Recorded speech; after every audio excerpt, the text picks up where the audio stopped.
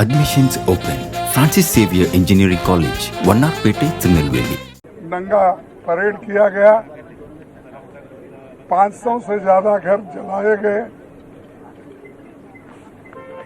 5000 घर जलाए गए और हमारे 200 से ज्यादा लोग मर चुके हैं और 500 से ज्यादा घायल हो चुके हैं।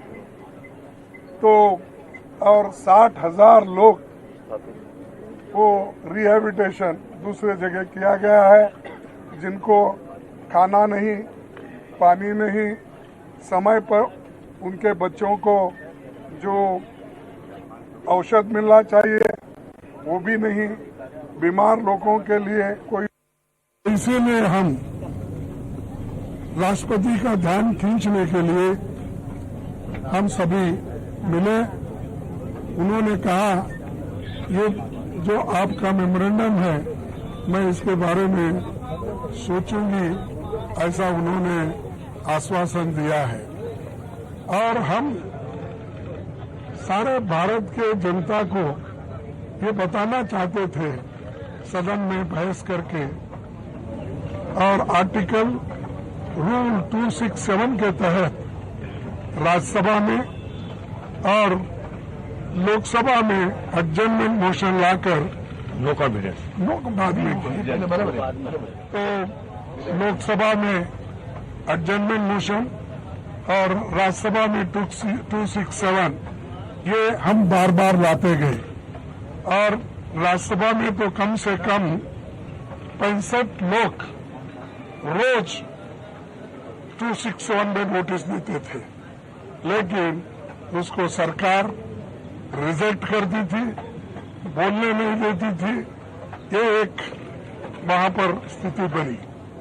और दूसरा, लोकसभा में जब एडजर्नमेंट मोशन देख कर थक गए थे तो आखिरी में अपनी बात रखने के लिए उन्होंने नो कॉन्फिडेंस मोशन मूव किया गया है, और वो आज लेना था, लेकिन ये आखिरी में रखकर ये भी उन्होंने तय कर लिया है कि 8-9 2 दिन इसका बहस चले, फिर 1 दिन रिप्लाई दिए और हाउस एडजर्न हो जाएगा। तो मकसद क्या है? चीजों को डिस्कस करने नहीं देना, समय नहीं देना, ये एक मकसद सरकार का है।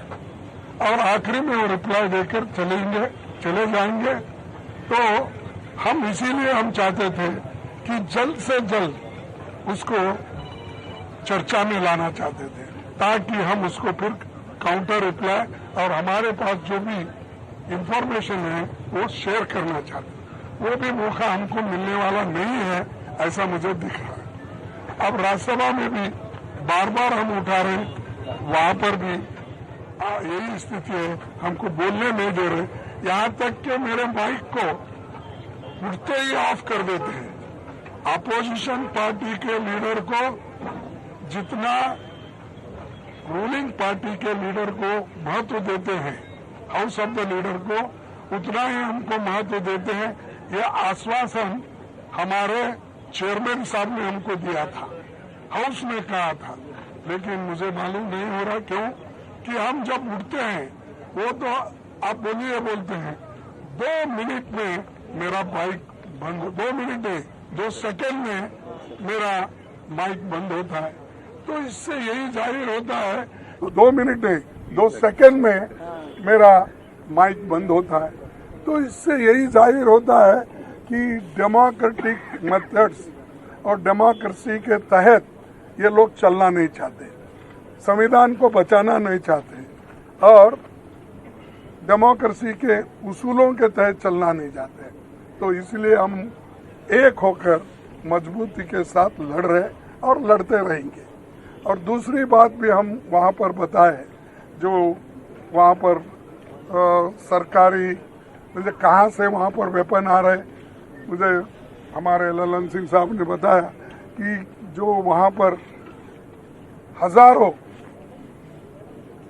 वेपन्स आ रहे हैं, सोफिस्टिकेटेड वेपन्स आ रहे हैं, कहाँ से आ रहे हैं? वो सब प्राइवेट लोगों के पास है।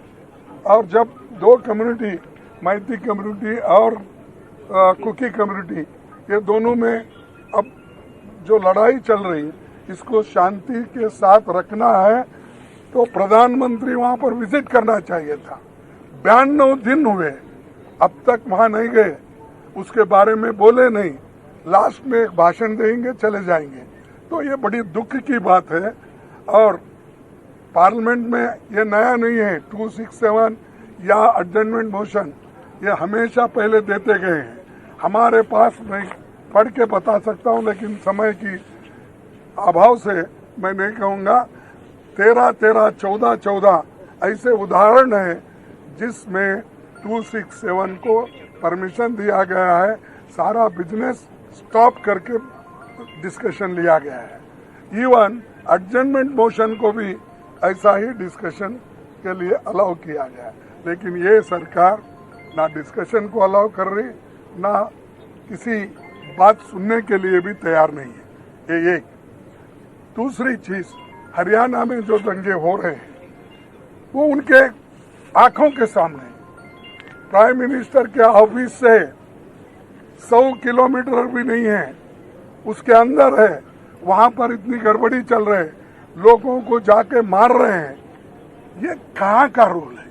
अरे दिल्ली से नजदीक राज्य में भी ऐसा होता है तो वो कोई उसका संज्ञान भी नहीं लेते, और ये दूर की बात तो अलग है।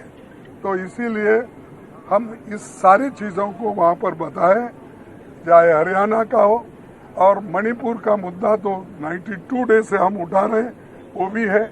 तो इतना सारी चीजें हम बताने के बाद वो देखने का या सुनने का उन्होंने भी काम किया, और वो बोले कि मेमोरेंडम हम भेजेंगे।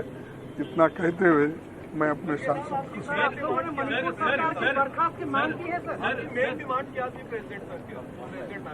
मेन डिमांड यही है कि प्रधानमंत्री वहां पर जाए या बात करे, वहां का सिचुएशन क्या है, और वहां पीस लाने के लिए, शांति लाने के लिए क्या क्या कदम उठाना वो करना चाहिए।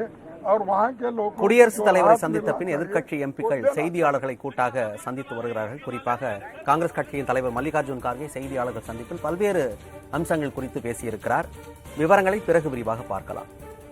Admissions open. Francis Xavier Engineering College, Vannarpete, Tirunelveli.